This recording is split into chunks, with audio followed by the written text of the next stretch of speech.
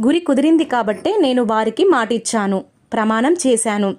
ప్రాణదానం చేసిన దైవ సమానులు గురువులకి మాటిచ్చి తిరిగిపోవడం కంటే నీచం మరొకటి ఉండదు అంది.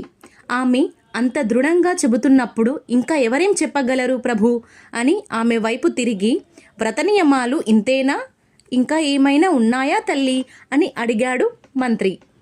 ముఖ్యమైన నియమాలివే. తోటలోని శాంతిభవనాన్ని గురువులు చెప్పినట్లు పునర్మించాలి. ఇతరులెవరూ లోపలికి రాకుండా పహారా ఉండాలి. వ్రత సమాప్తి అయ్యే వరకు నేను గురువుల సన్నిధానంలోనే ఉండాలి.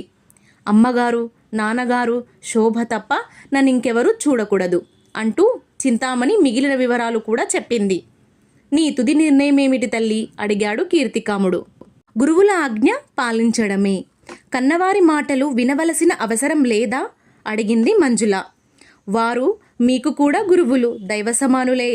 అంతరించబోతున్న వంశానికి దీపం పెట్టిన దాతలు. అటువంటి వారి ఆజ్ఞలు మీరు నేను కూడా పాటించడమే ధర్మం.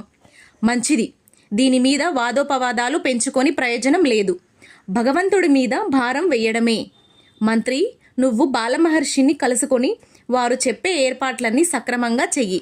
వారికి ఎటువంటి అసంతృప్తి కలగకూడదు అన్నాడు రాజు. మంత్రి వెళ్ళిపోయాడు. రాజు పురోహితుడి వైపు చూస్తూ, అయ్యా విన్నారు కదా, ప్రస్తుతం ముహూర్త నిర్ణయం చేయవలసినది లేదు. అవసరమైనప్పుడు కబురు పెడతాను అన్నాడు. దైవ సంకల్పం ఎలా ఉంటే అలా జరగవలసిందే కదండి.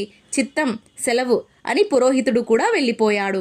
శోభ, చింతామణి కూడా తమ మందిరానికి నడిచారు.